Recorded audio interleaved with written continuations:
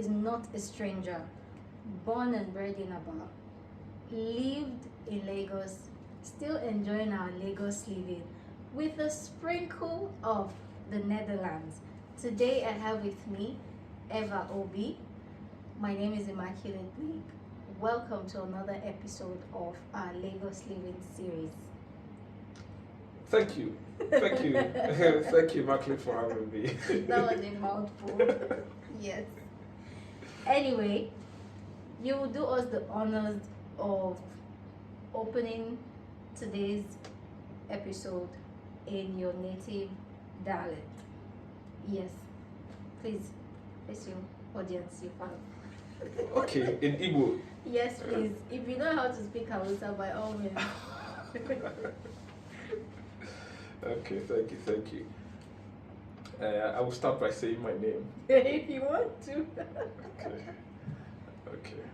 Dalo. Afambo. Evaristus Chukwunaze Ekpere Obi. I'm working about Eva Obi. I'm onye ode akwụkwọ. Ọ bụ mụ dere akwụkwọ nke a na-akpọ So Angels Don't See God and Men Don't Die. Ya na Men Don't Die. So ụbọchị tata anọ with Immaculate. Dalo. For those who don't understand what he just said, he literally just introduced himself in Igbo language and told us about the title of his 2 books. Anyway, that's our tradition here, and we'll just jump right in. What drew you to your first book? What drew you to write your first book? My fascination with the afterlife. My fascination with the question of what happens to us when we die. I just needed a story that could allow me explore that theme, and the story of Lover was there, so it did justice to it. Okay. So after that, do you think you're satisfied with how far you've come with all that? I wasn't trying to be satisfied. Okay. I was just trying to raise more questions. We've not come close to even an approximate conclusion of the question of what happens to us when we die. It's interesting because sometime last year that I was in Aba, in the house where I grew up in, and I saw some of my old writings, essays that I wrote when I was in secondary school for the Literary Debating Society back in Federal Government College, Korekune. And it's interesting because they were all ponderings about death and the afterlife.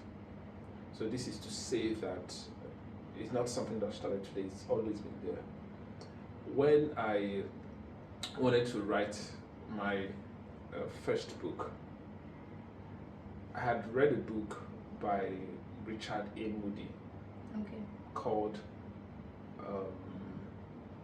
The Light Beyond, about near-death experiences and spiritualism. So after reading that, I knew I had to, just write something, just fiction that could explore that subject of spiritualism. When the story of Lover came to me for Men Don't Die, and I was done with, just the ideation in my head, there's this friend of mine then called Ifeanyi Ntube, and then I kind of narrated the story to him, and then he goes, "Oh, Eva, see, I have goosebumps." And that was when I knew I needed to write that story. It was a story that I concluded then that I needed to tell. It comes natural, and you were convinced you had to. I was convinced because I have a lot of questions. I still have a lot of questions. What religion does for you sometimes is religion stops you from asking these questions. Yeah, but I am not, that person. And these questions, they haunt you, and when you grow older, maturity is realizing that nobody really has the answers to these things. Yes. The religious leaders, they would say whatever they want to say. The holy books would, say whatever they want to say. But you get to that point when you reach that conclusion that nobody really has the answers to these things. So if we kind of step away from our pride as human beings to accept that we don't really know and we're not equipped to know. So I think life becomes better when we're comfortable with these questions and being open-minded and considering other possibilities.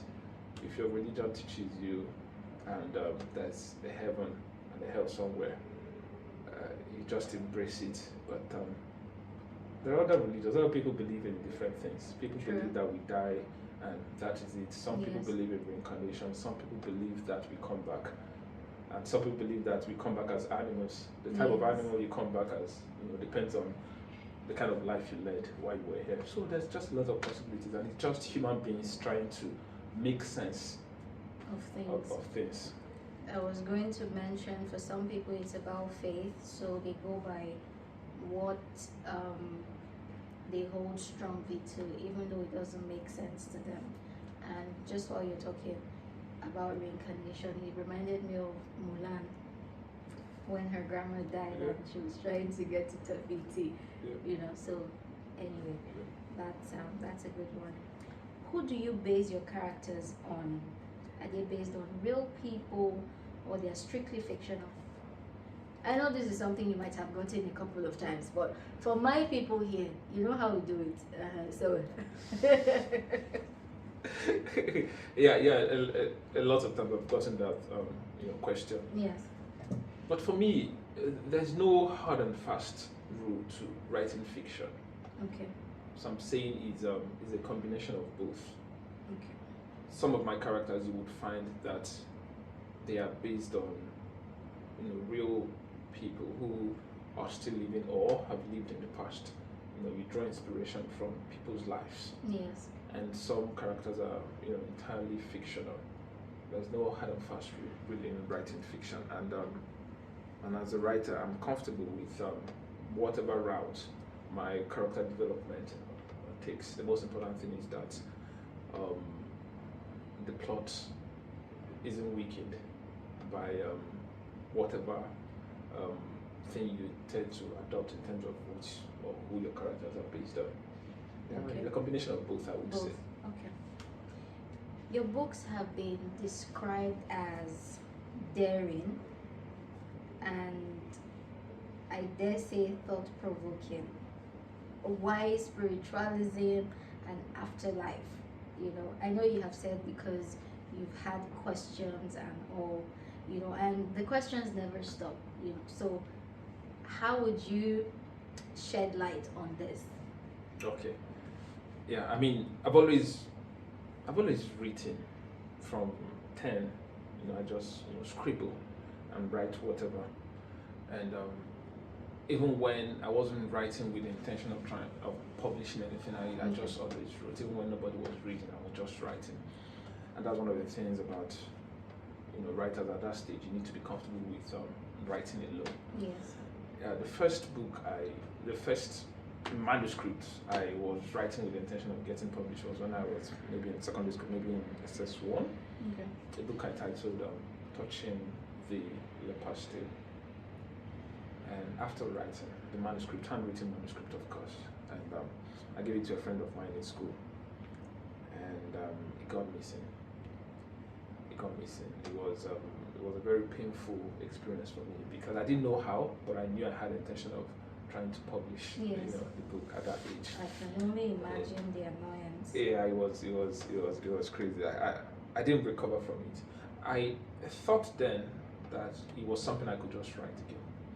When I tried to write the story again, I quickly came to the realization that the emotional and physical investment that go into completing a manuscript, they form one unfortunate investment that neither the mind nor the body can replicate. Yeah. It just wasn't possible.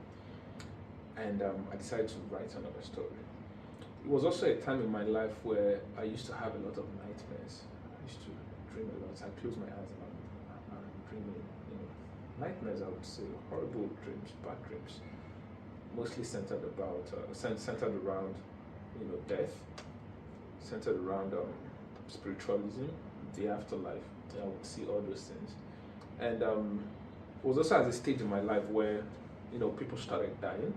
You know how you were born, you're growing up. At some point, everybody was Yes. alive. Yes. Yeah, and then in 1996, my father's sister, Madam Mercy, we used to call her, Okay. died. By 1999, I lost my grandmother. I lost my maternal grandfather. So all those things, kind of really affected me because it threw me into that introspection where you're just questioning everything, even the things that you're reading about God and about things. I just needed to understand. It wasn't like I was, hot deeply. I was just very curious. Just kind of sparked my curiosity, and I decided to write something else. I decided to write something based on my dreams about death. Mm. There's this manuscript I started working on called The Brotherhood of the Snake. Mm. Sounds like kind of cultic. Yeah, it was kind of, it was. The kind of things you hear in Nollywood. I'm sorry, producers, no offense. That's something like. Right, okay. I mean, I was still like maybe 15, 16 then. I, kind of had the outline. I still know the full story to today. But did you ask questions? Did you ask your parents or all the people around you, questions around your dreams or things you're thinking? Were you in that kind of environment where you could voice out? Yeah, I was in that kind of environment, but the problem for me was that I was always surrounded by staunch Catholics, religious people. Okay. So any question you ask them will always be explained from the view of religion. Okay. And I didn't want, I wasn't interested then in the view of, what religion had to say. Okay. My best chapter in the Bible is in Revelations, the part where, I think Revelations 13, I can't remember. I think the part where they were talking about the beast out of the sea and the beast out of the land coming together to form one giant beast. I never reached that place in verse, but no problem. I'm listening. I read it. I read it. I was home alone and I read it, and I can still remember how the last line was, its number is 666.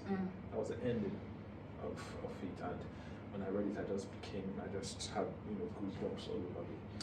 So I'm just saying, because of the things that part of the Bible was trying to say, so I was so drawn to it. Yeah, so I had people I could ask questions, but then they were always going to bring it to God and religion. Yes. And everything and the Bible, and I didn't want that. So it didn't satisfy my curiosity. Those answers didn't satisfy my curiosity. So it was me, fiction and writing, attempting to write The Brotherhood of the Snake was me trying to use my God-given mind and brain to really think about these things, explore these things, and kind of satisfy my curiosity to an extent. That makes sense. Yeah. So when then I was trying to write Brotherhood of the Snake, and I got admission into school. Yes. And I didn't write it again. I had to pause. I had started, and then I went to school. When I was in school, I didn't really write. That's another story altogether. I didn't really write. Okay. But when I was done with school, I wanted to get back to writing. I said, okay, let me write something. I realized I was, a little bit blocked. I couldn't really write. Then I started reading. I read Things Fall Apart Again. Chinua Achebe's Things Fall Apart Again. I read Michael Crichton's State of Fear. Okay. I read it again, and I started writing, handwritten. I wrote Flying Feelings, a story about, a campus novel, Okay. more or less, Flying Feelings. So all this you've written in the past as a young boy in school in Ecotechnique? Did you get any of that published in the newspaper? Because I remember like growing up, um, there were columns in the paper where you see short stories. Then maybe you go to Obalende. Those that live in Lagos, you know where Obalende is. You know, like one of the popular bus terminals. You have people who come sell things to you, and you see like maybe a 20-page book. And I can't remember if it was like short story collection or a full novel. But did you ever get such done or explore that aspect of publishing? No.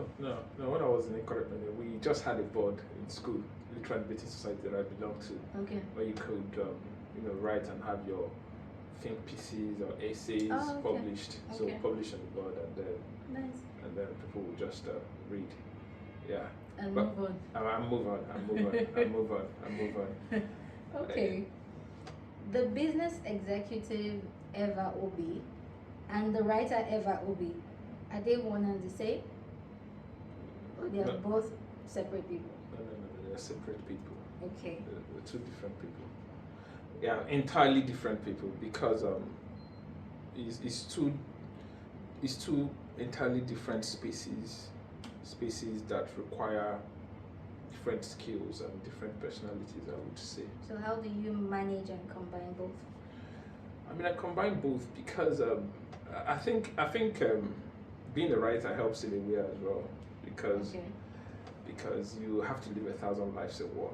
You need to be many characters to be Yes. able to write them, so that way you're able to separate it, and it's entirely different type of skill set that is needed to manage the financial services world, I would say. So Okay. yeah, two different people, I would say. You are a financial risk manager, a business executive. Explain the difference to us. We're not nerds. I feel like for you to be in that sort of profession, you must be a nerd. True or true? I have no idea. Okay, no problem. So, how would you explain that to us? They are not necessarily mutually exclusive. Financial risk management is, I would say, it's a profession, right? Because when I started my career in the financial services space, Yes. I had to do my master's in risk management. I worked in risk management, so I moved up the corporate ladder Okay. as a risk manager. Okay. But saying I'm a business executive, because I got to that place where I was not just a risk manager, so I was, managing businesses, and in charge of strategy, implementing plans, managing people, managing teams. Yes. So, risk management kind of just became a subset of it. Okay. Yeah, so my background is risk management, but Yeah. Being a business executive is just something Like a broader. broader picture of Like a brother, everything. it's just like being a leader. Okay. It has they're not mutually exclusive, so it can be both. You've worked with different financial institutions like Zenith, Sky, Access Bank, just to name a few. Yes, we do our research here. Okay, thank you. How has this influenced you as a person? That's one. And do you think banks should still be requesting okay. Do you think banks should still be requesting for physical passport photograph, utility bill, and a mandatory account funding? Like, immediately you open the account, they tell you, this is the amount you have to you put in that account for a specific period of time. Then to now top it up, the legal search fee. That legal search, it dey pain me. It dey pain me, I'm not gonna lie. Legal search fee for businesses, as part of their requirement. Do you think all this combined together, do you think the bank, I know the bank works on the Central Bank of Nigeria policies and all that, at least to the best of my knowledge. you think they should still be requesting for this sort of thing? Okay, so two questions. One, you asked Yes. how it has affected me, and Yes. then how about this about the banks. Yeah, in terms of how it's affected me, I think he's managing people, being in those corporate spaces teaches you maturity when it comes to managing people. You have to be comfortable with working with people. You have to be comfortable with working on projects with different people. Yes. Now, I read a book some time ago, Surrounded by Idiots. Okay. Yeah. I've seen that book, never read it. Yeah. It just classes people into different personality styles and suggests how you can handle different people. So you can't really be, yourself and say this is how I am with everybody. You need to understand people around you, people that you work with, and then you need to understand that people are managed differently. So Correct. that way it goes into your personal life as well. Yes. Because it's something really. You can't just go about life being yourself in quotes. You won't get very far. You won't get very far. Yeah. So that's what I take from them. That is what I have taken from that. That spirit of partnership in everything I do. And regarding the questions you asked about what banks and financial institutions should be asking for and what they should not be asking for, I think that things have even gotten better in the sense that, back when it was, just the commercial banks pulling all the strings. Yes. They didn't have the need for innovation around a lot of areas. Okay. But when you had the fintechs who came into the space, and Yes. they showed that some of these things, your bricks and mortar mindset is not the end of it. You can be a little bit flexible. With other things. Yeah, so that kind of pushed the banks to also relax a lot of things. But even in that relaxation, I would say, there's a need to also consider a lot of things. A lot of things like regulation, because the commercial banks, for instance, are more regulated than a lot of other non-bank financial institutions. Okay. Because they have depositors' money, way more than they are too big to fail in quotes, I would say, Okay. because of the systemic issue that would have in the system. So it's not just about the institution; it's also about what regulation demands. So if there is that need to tweak some of these requirements further, maybe it has to start from the view of the central bank to say, okay, there's a need. You are allowed to be flexible when it comes to this and when it comes to that. So I think if you were to remove regulation today, you would find that banks would be more flexible, I would say. And in terms of opening accounts and the minimum requirement for opening accounts, the thing is that when you open these accounts, it costs to manage these accounts. How so? So they call banking applications. Because we're still fighting on the streets of Lagos because they tell you maintenance fee, cut this maintenance, that's more maintenance, and they're taking it from our accounts. It costs money to manage these accounts. Okay. It's good we have you here today.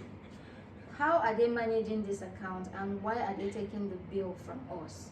So you have in two ways now. You have service providers, you have vendors. It could be for anything. It could be for the core banking application, it could be for the credit system, it could be for anything. Okay. And the billings from these partners, they are not fixed.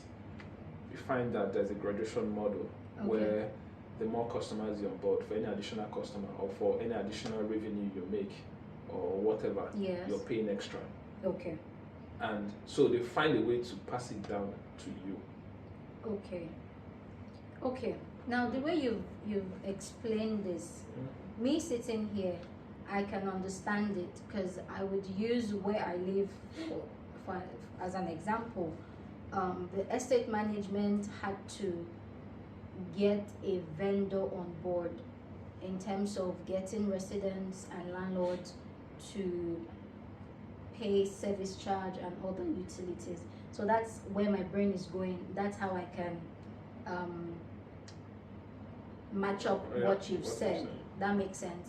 Now, but with the banking institution, I don't know if this happens in other countries, but I feel like here in Nigeria, the banking system should be able to tell a tomato seller in the market to say, madam, that money where will they come out for your account? Now, because we also get other people where the bank they work with. Do you understand what I'm saying? Better. Exactly, because this is the first time I'm hearing this, but it makes sense to me now why those charges are in. Not just going with hearsay with what other quote unquote some Nigerians will say, oh, the government is stealing from us. But you see that legal fee, it dey pain me. It dey pain me, I no go lie. Because I have the privilege to search a company or a business on CAC's website. Why is the bank charging me 10,000 naira for every corporate account I open? Do you understand where the frustration is coming? Yeah. So with this, people are asking questions, you know.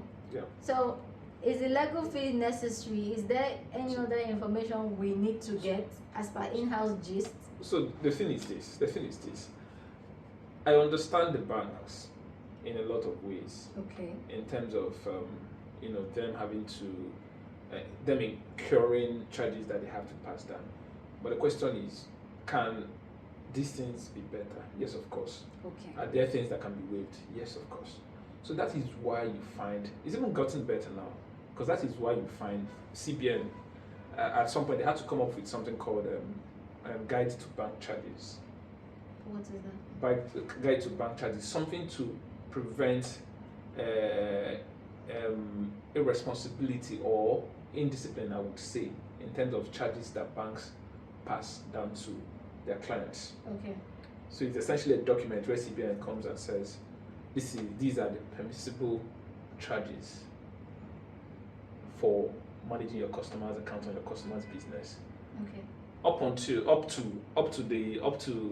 the range, the flexibility that you have. They come out and say if you're processing a loan, processing fee, you cannot charge management fee and charge processing fee. So it has to be one fee. Yes, before you used to have the bank, they will see processing fee, you see management fee. So it's just extra sources of income for them. CBN comes and says this doesn't make sense. Is it that processing fee or management fee, and it can't be more than 1%. So they have that. So I'm just saying, provided that document, whatever they are charging you is permissible under that document, they're not doing anything wrong, because the regulators have said this is a document that we've given you. So they're bound to guidelines and policies and all yes. that. So what I would say is, if there are charges you want to contest or you don't like, you start from that document and you look at that document. If it's not there, you have the right to query your bank to say this is the guide to bank charges. It's a public document. You can find it online. To say this is the guide to bank charges. Why are you charging me this? They don't update them for 2026. Maybe not 2026, but they update it after some time. We'll come back to this in 2027. So you should check. Okay. You should check. And then the one of opening accounts. I mean, you open account and there's no deposit. You're managing that account. You're incurring cost and you're not getting anything from the account. So that's why banks say minimum deposit. But there are banks that have taken the GTB, for instance. I mentioned the name GTB, for instance. You go. In the past, you find banks that were really focusing on, corporate customers. You must bring hundreds of thousands before we can open an account for you. GTP started something years ago then. That they went to NYC camp. They opened accounts for a lot of people. Went to school, opened accounts for a lot of people. It's good you mentioned this, so please continue, because something just came to my mind now. So they made that sacrifice then, accounts that were not really yielding anything. But it was those people that eventually became the corporate people, gained employment, and then they just couldn't leave GTB. So they kind of caught them young. They've sacrificed to catch them young and to tap into that space. Because I remember, I think just out of primary school, maybe I was just getting into JS1, and I wanted to open a bank account. I went to Zenith Bank. I'll call you people's name. They told me that I have to open that account, a savings account with a minimum of 100,000. That's how I carried my 200 naira. I went to Oceanic Bank in Peace. I went to Oceanic Bank and I was able to open an account. So now this you've just said, it makes sense now, because at some point all I could see was the orange color flying everywhere. It was GT this, GT that, GT. It made sense. Yeah. Then of course Oceanic Bank collapsed and went into I think it was Echo Bank. So okay, that's a good one. So moving on. As a writer, did you go for any formal training like a writing program? I know you had previously said that at some point when you got into university you couldn't write because you had writer's block, right? So how do you overcome your writer's block? And also, did you go for a formal training writing program? No, I didn't go for any formal writing program. All this trauma that you gave us. Okay. I just read books. Okay. For a writer at that formative stage, it's really simple. You read, but you're not reading to enjoy. You're reading to learn. You read as much as you can. Yes. And, you know the type of writer you want to be, so you know the type of books that you should be reading. Okay. Yeah. How do you deal with writer's block? Do you still experience it now? All the time. It's one of the hazards of the profession, I would say. So, yeah, how do I deal with writer's block? I just don't bother, because you find people, when it happens, they panic. You find a lot of writers, they panic. Yes. They almost like they don't believe that this should be happening to them. And what happens is you try to write through that difficulty, you try to write through that block, and it makes the writing a living hell for you, because after you've finished writing, when it's now time to do one of the main works of writing, which is rewriting, you find yourself, struggling a lot. Even in a deeper block. Yes, you find yourself struggling with the things you've written. So what I do is I just stop writing. I don't try to write through my block. Okay. I just stop writing, and then I start reading. I read, books I've read before, books that I enjoyed, books that I learned a lot from. So I start reading again, and writing must teach you patience. So you really have to be patient. But you don't have to be patient about it. You have to be patient, and when you're open and then it's flowing, then you really need to get to it and crack it. Yeah. What was 10-year-old Eva Obi like, and what sort of family did you grow up in? I was curious. Yeah, I think I was curious. I would, just stay in my mom's room, just looking for books, because she had a lot of books then. Books, African fiction, books that she read when she was in school. Chinua Achebe's books, Wole Soyinka's books, and so on and so forth. So I would rummage in my mother's room, and so I was curious, and I read a lot of African fiction. And in terms of the type of family that I grew up around, my parents were and are still staunch Catholics. So I grew up in a very religious home.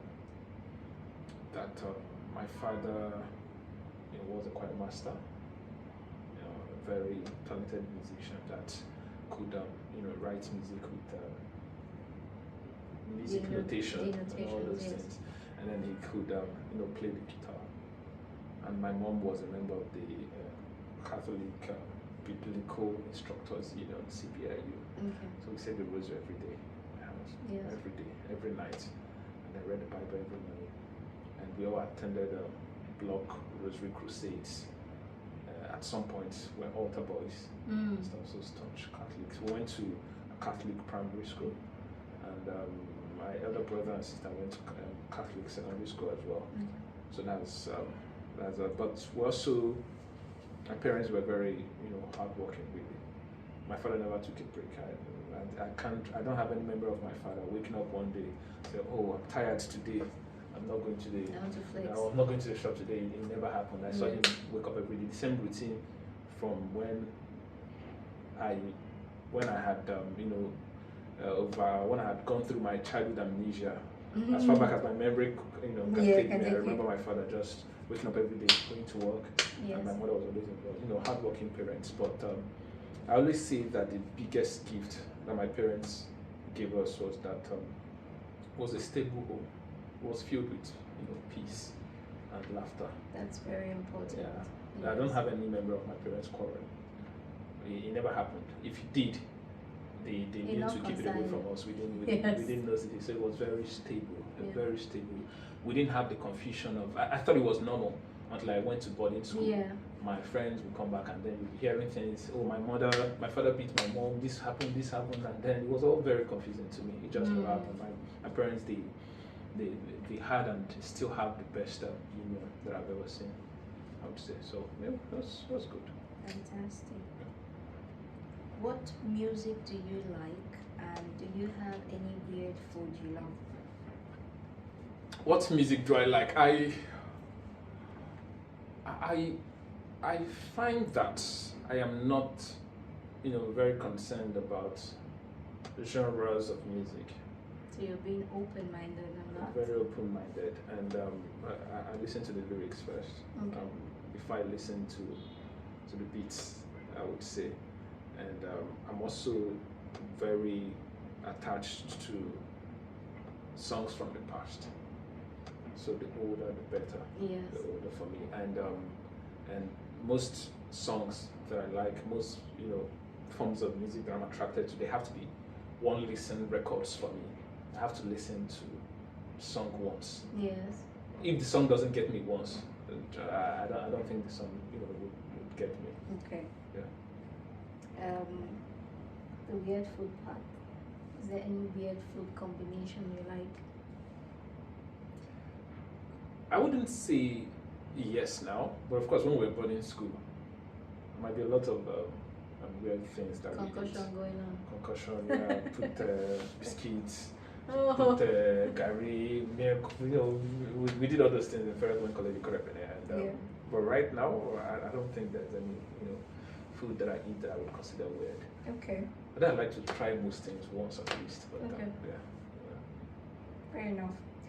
What was it like growing up with just one sister, and now you're saying it here? We have bragging rights. Bragging rights is saying that she's his older sister. What was it like growing up with her? It was amazing. It was amazing because she was just a lovely person. She was a lovely person. She took care of us. First, as we were told, we all knew that she was the special one. No. We all knew that she was. I can't remember anybody disrespecting my sister. And we're like 5 boys. I can't remember. I have no memory of anybody disrespecting my sister. Please, sister, come on, let us. Because you might just decide to forget that part, but no problem. Yeah, she took care of us. She would do our laundry, do everything.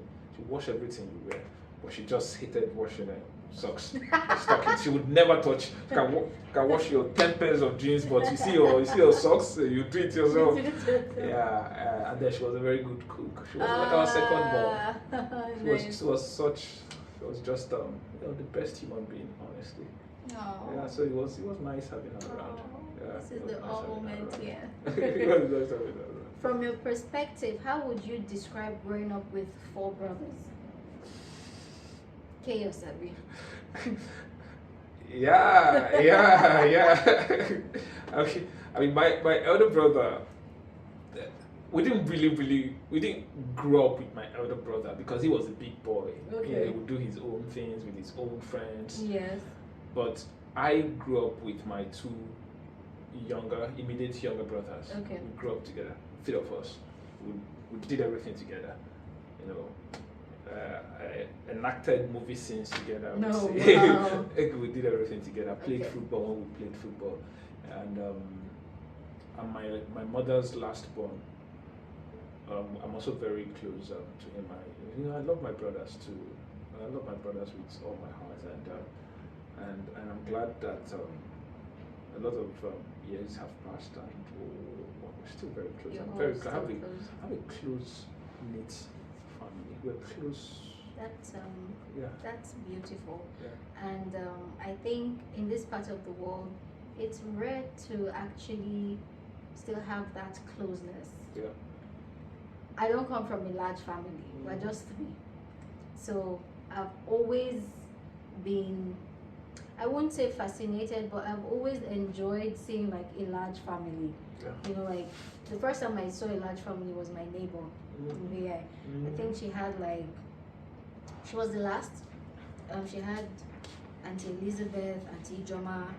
They're not even my family, but I know everybody by name. And I'm calling them by their position. There's Brother Mechi, Brother Chizoba, there's Auntie Ndidi, then we now have Justina. So there are 6, plus mom and dad. And I'm like, wow, this is interesting. Why my papa and mama not born like this? Like, it was sweet, like everybody's just, you know, together. And back then you dare not call anybody by their name. You dare not. Like the slap is coming from behind, not even from your mom or dad, but from someone who is like a neighbor, or like you live on a particular street and you dare not call somebody by their name because somebody is slapping you on behalf of your parents. Do you understand? It was seen as disrespect. Disrespectful, yeah. You know. So me finding out that you grew up in that environment, having one sister and with the boys in the house, I'm like, oh, this is nice. Yeah. You know, It so was nice. growing up in a family of 8, what was that like? Of course, inclusive of your mom and dad. It was interesting. Did you have like Very. a special moment where everybody just sit down? You know, the English people will be like, oh, we're having afternoon tea. Did you have something like that? Afternoon tea? Not Tea in necessarily the morning. afternoon tea, but like a family moment where Yeah. everybody come together. Yeah. You know. Yeah. A lot of times we ate together. Okay. We ate together. We just just sit. The boys will just sit, and then we just eat together. We grew up eating together.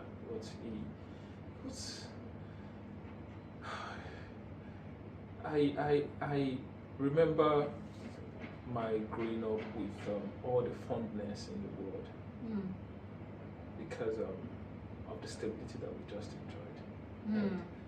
And I will forever credit my parents, for that. And there was a rule at home. We didn't call brothers and sisters. We didn't have to call anybody auntie this, brother this. Just by your name. By the name and names. But the rule was that you don't disrespect your.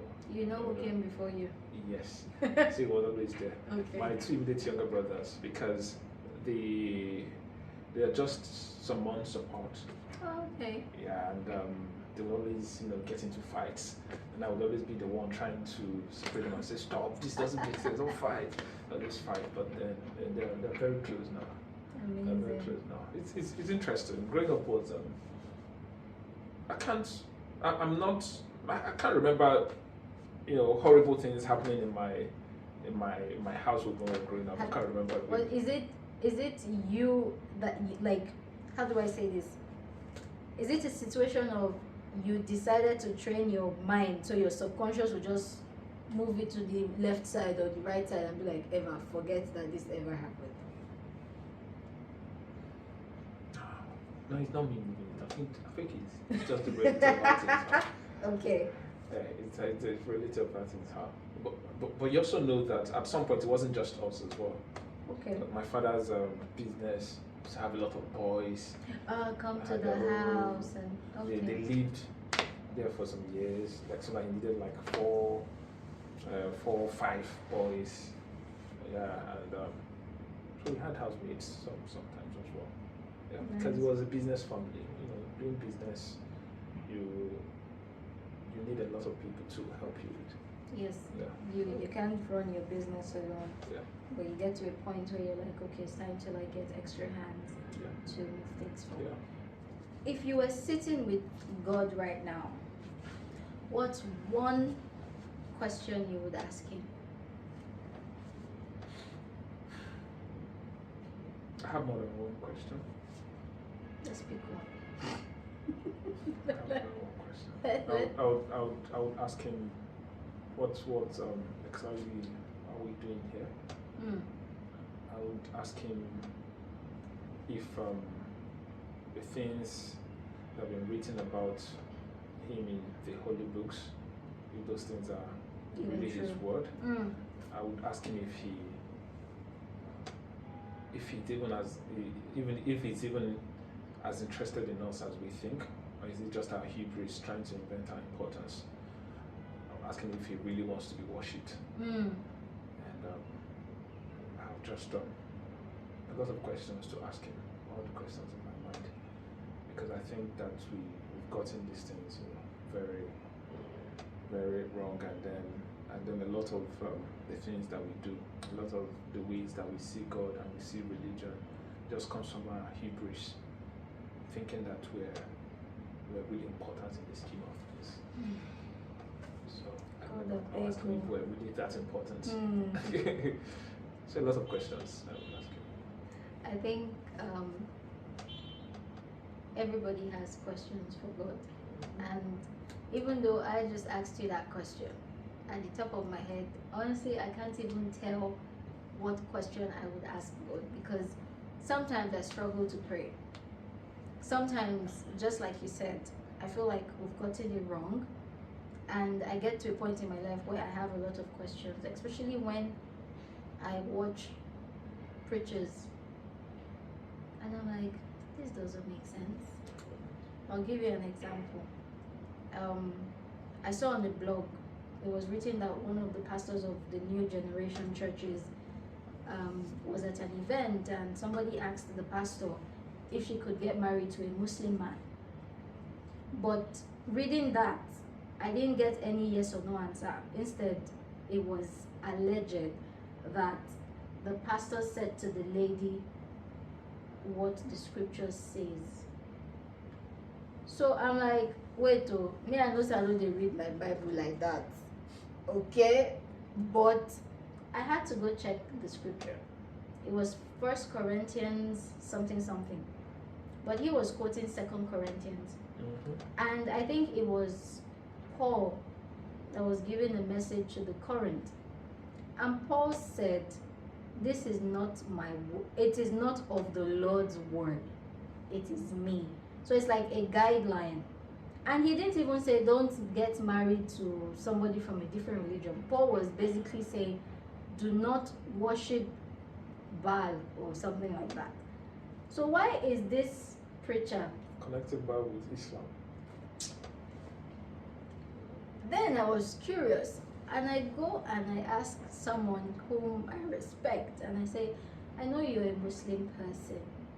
Is there anywhere in Islam that says you shouldn't get married to Christian? Because I want to understand. I was just too curious. I wanted to understand.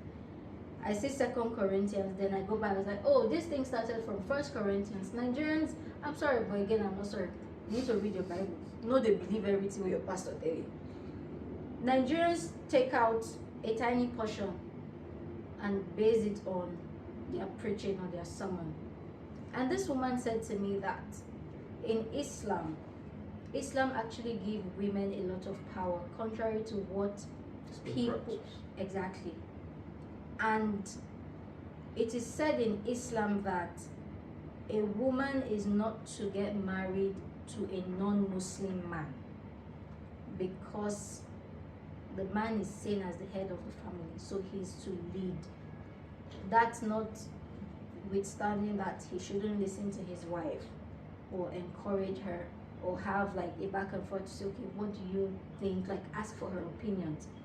But after she said that, I was like, okay.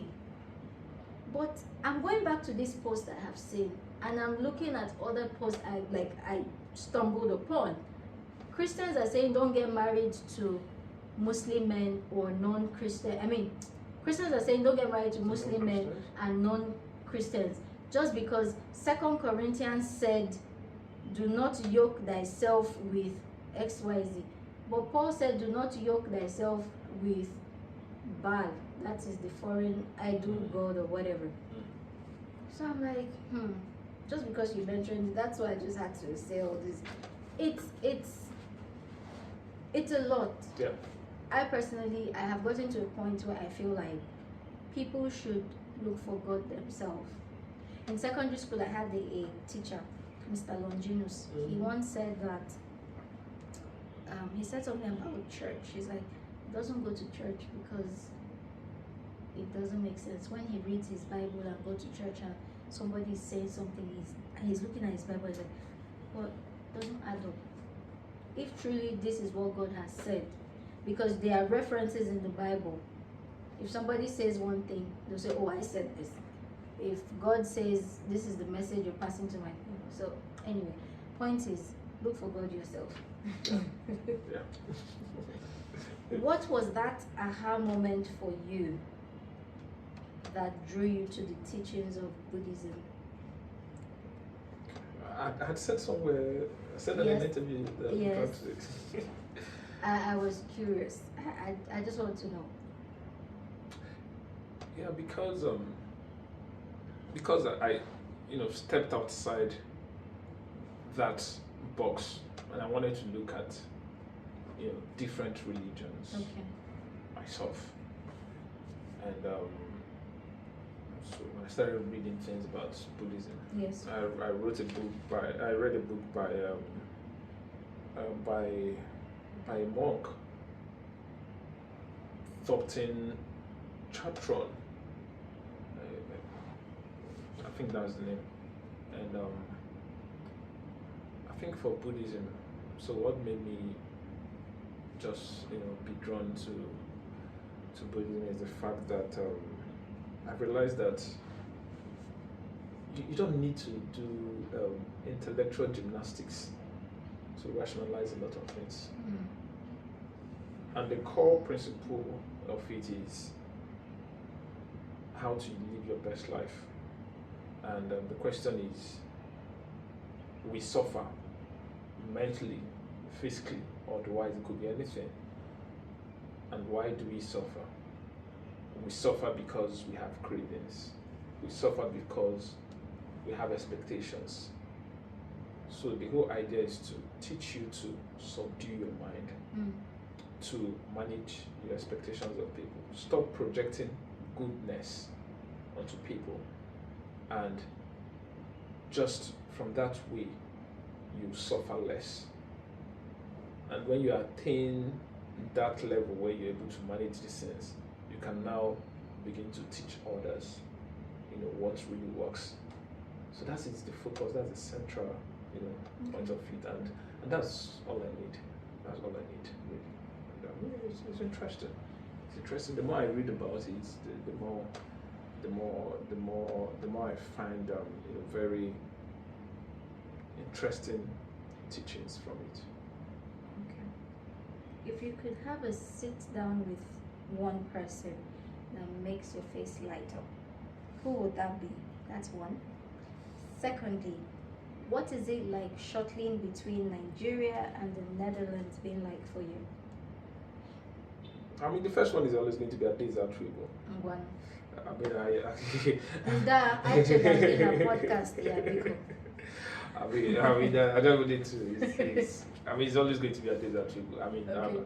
I've been saying this from 2019. Yeah, ever since from the first day my first book was published. Okay. Yes, it's always going to be a desert trip. Fantastic. For those who don't know, that's his childhood inspiration. So Adaeze Atuego is someone, she's a writer.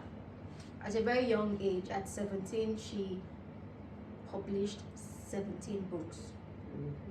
17. Yeah. So let's just keep it at that, okay? Okay. So has shuttling been for you between Nigeria and the Netherlands, and seeing the experience of the airport? I like the idea of traveling, but Okay. I don't like the process of it. I don't think anybody does. Yeah. I don't think anybody does. Okay. So yeah, it's been good experience, but then I just wish there was a way just close my eyes, open them, and then You're where you want to be. Yeah, where I want to be. Yeah, so that's Between between Lagos, Aba, and the Netherlands, where would you rather live permanently? I found that I don't fall in love with places. Why? It's just me. I don't fall in love with places. I've lived in Lagos. I lived in Lagos for how long now? Even before I traveled, I still never really got to that place where I could call myself a Lagos boy. So is it safe for me to say that you are one who practices non-attachment? Oh, non-attachment is my thing. Is my thing. So that question is always going to be Aba for me, because Aba is the one place that I find that I'm attached to. I Okay. go to Aba and it feels like home. I mean, Lagos never feels like home for me. I've been in Lagos for years, and I don't consider myself a Lagos boy. Because for me to say Lagos, I'm a Lagos, but that means Lagos feels like home. Lagos has never felt like home for me. Yeah, so apart from Aba, no matter where I go, my heart will always be in Aba, because I don't really fall in love with places. And you would also learn that non-attachment is a beautiful thing. Yes. And non-attachment is very different from detachment. And it's difficult. Yeah, it is. It is, but it's a beautiful thing. It doesn't mean that you don't care. True. It just means that you've subdued your mind to the point that you're really in control. You love someone, and you love something. You lose it tomorrow. You shrug it off. It's part of life. Yes. And it's not detachment. It's not attachment. It's Yes. a good question. It's a very beautiful thing. Yeah. You're welcome. Thank you. Having attended Nnamdi Azikiwe University with a degree in industrial chemistry, can you share what your experience was like? Just give us one. I know there's always going to be a lot of experiences that you hold dear, that you remember, that you feel like, okay, this happened, that's fine. But share with us maybe a fun memory from your university days. University was fun. In terms of my writing and literature and creative writing, Yes. suffered. Yeah, suffered. And also because, Nigerian universities, then, I don't know about now, you never really, you find it disappointing. The same thing Igoni Barrett was talking about in his piece, be careless with your wishes. Okay, I think I've only read one of his books. What's it called again? Blackass? Yes, Blackass? Love is Power or something that like book. that. I don't like the way you ended it. We'll have a discussion about it. Yes, but yes. Yeah, he's a beautiful writer. He wrote an article for The Guardian, Okay. Be Careless with Your Wishes. So whenever I want to reconnect with literature, with creative writing, whenever I want to feel less alone as a writer, I go back to that piece, 2016, Be Careless with Your Wishes. And he was also trying to talk about his disappointment when he got into university, where you're not going to find book clubs, you're not going to find book readings, you're not going to find people who care about literature. So it was like the same thing for me. And contrary to what people might think when they, look at me, this guy with glasses and stuff, I did everything in school. The normal things that normal boys do. He was careless in school. He was doing things. Don't worry, we don't want you to say it, but let me help him. He was careless in school, but he tried not to disappoint mommy and daddy. Exactly. No, wow. Okay. That's So I had it was fun. School was fun. I had friends, normal friends. We will leave you to your own imagination at this point. Okay. And I didn't have. I wasn't. My eyes were not that. I was still managing my eyesight, so I didn't have these glasses on there. I know this is a serious talk, but that was funny actually. That was funny.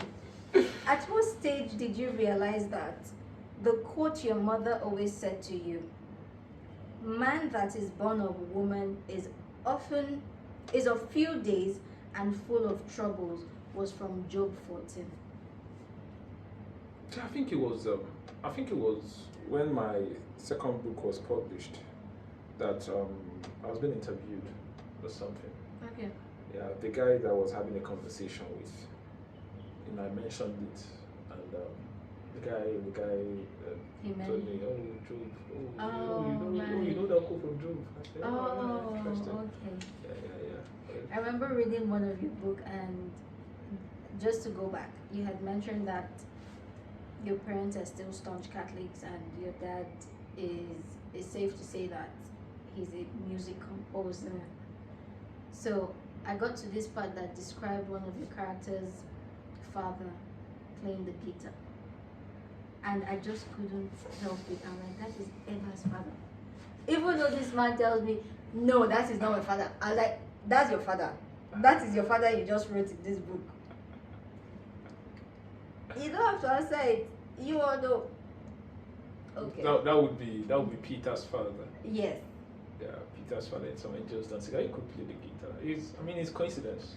I just couldn't, like, even though you're sitting here, you wrote that book. I am telling you to your face that anything you say that's not your father. I am saying Peter's father was your father. It's coincidence. It's coincidence. Okay. With how things are with young people these days, some young people, before you all will come and drag my weed in the comment, especially seeking financial freedom, security, I dare say blood money, like all going. What is your advice to them?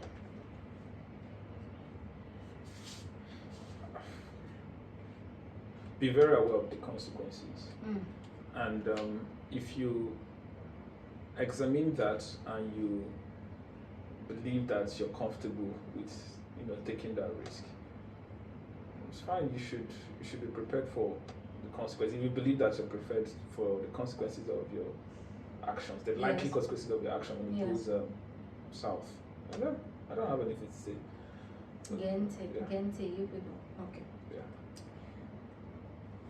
Do you still keep the tradition of sharing a beer with Losin Omi Uno? I hope I got your name correctly. Losin Ominu and Desmond Enechi.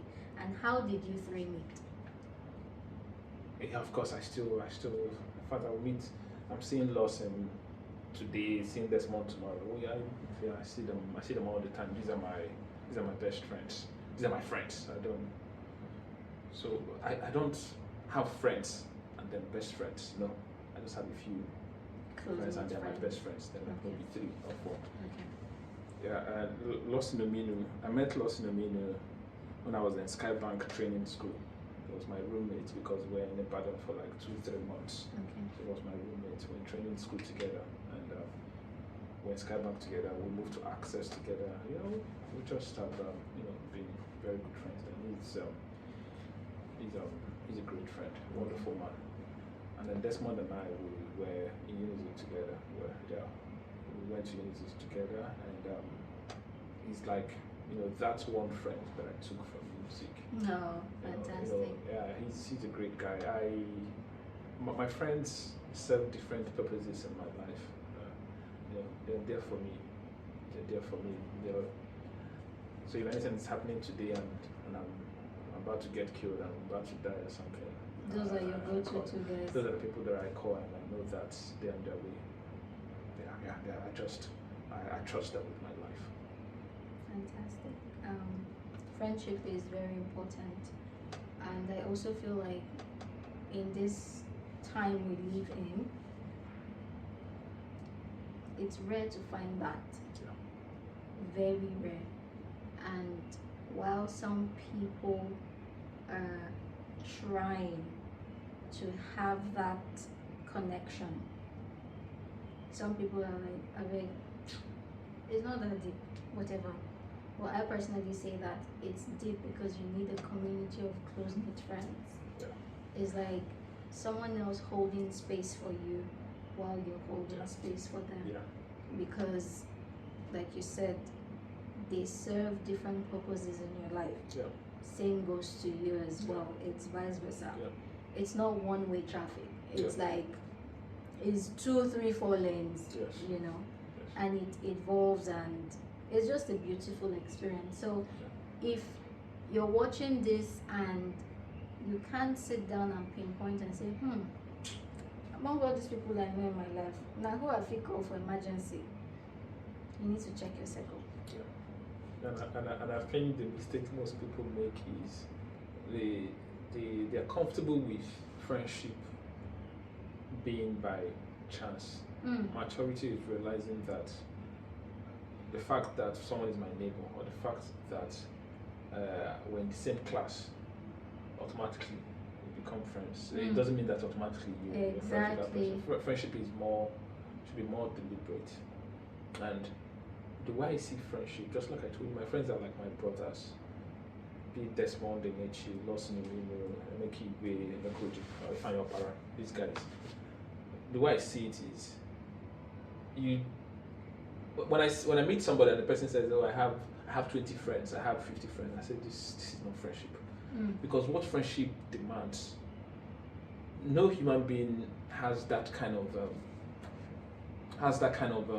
strength to give to like 20 or 50 friendships, because friendship is give and take. So it makes more sense when you say I have 3 friends. I have 20 friends, but this one is my best friend.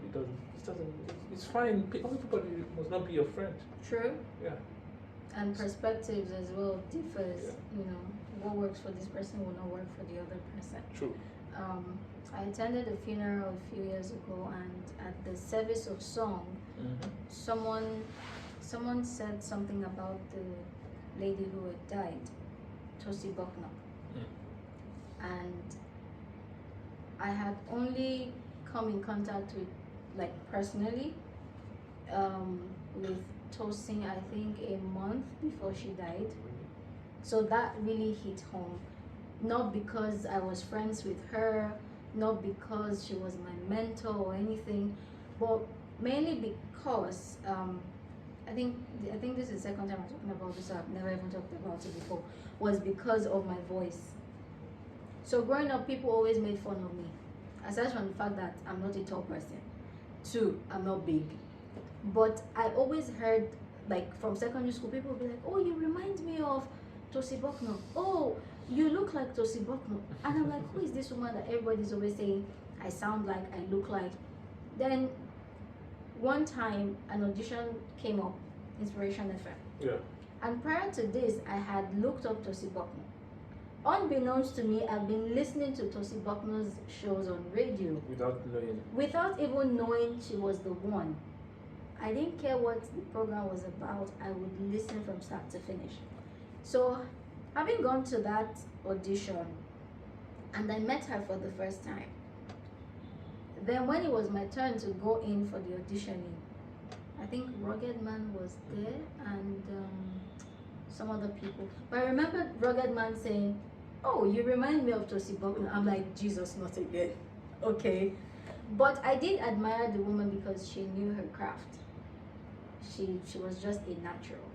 So, and one of the things I picked out from the moment I contacted her was, she went through my Instagram page from the very first post I made on Instagram. And back then I was always posting like I was high on something. But I wouldn't post if I didn't see the need or the value in it. Do you understand? Yeah. So when I contacted her and she made reference to my first post, my first ever post, I was like, now that's my kind of person. Do you understand? Yeah. So at her funeral, at her service of song, and somebody made reference to friendship and said, that's the reason why I'm giving you this background. Just the person said, the Tosin circle never clashed. Talking about these people who serve XYZ in your life and you as well. Yeah. And she said, oh, Tosin knew people in the music community and they never clashed with the people from home community, and you know, just, I can't remember her exact words, but this is how she categorized everything.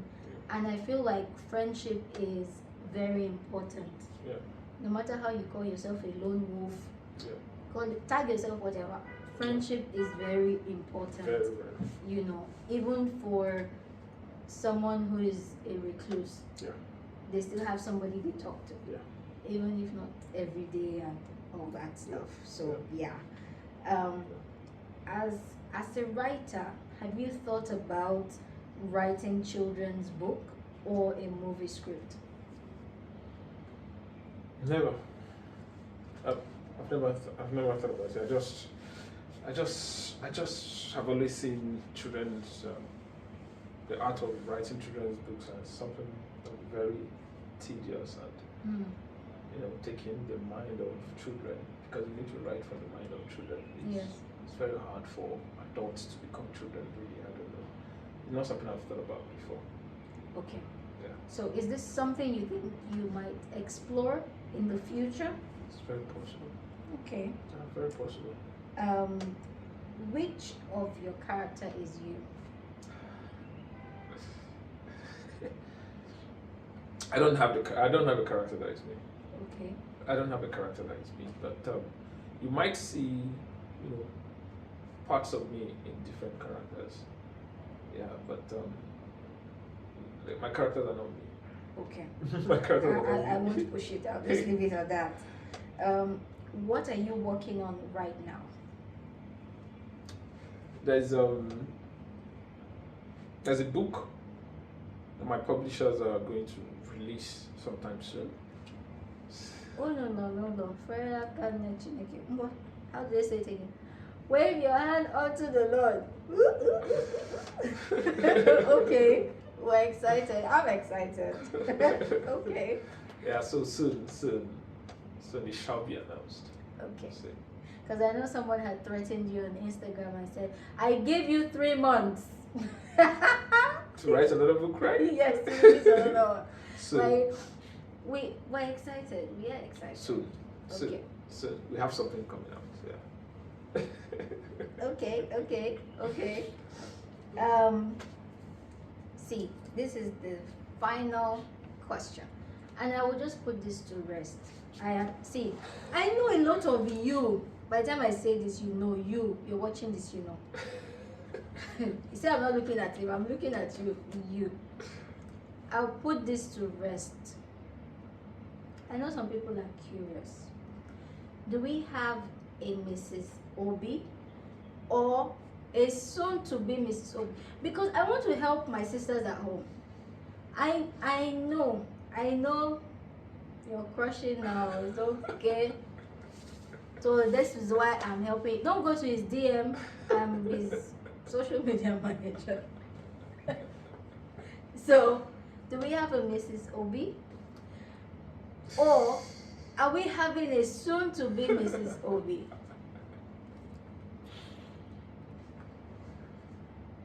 There's no Mrs. Obi. What? Drop mic. I'm not going to drop my book anyway. There's no Mrs. Obi for now. Okay. For now. That's... Okay. Should they be entering your DM or they should just stay where they are until you're ready? Then I'll let them know. How are we doing this? Whatever you say doesn't matter. People will do what they want to do. Okay. Thank you very much for coming on this podcast and sharing with us. We enjoyed it. I enjoyed myself, and we hope to see you soon. And we look forward to your next book. So. We like to dive into whatever Obi writes because we want to be traumatized. Some of us want to be traumatized naturally. Anyway, thank you for watching. Remember, kindness is never enough. Put a smile on someone's face. Until next time. Thank you.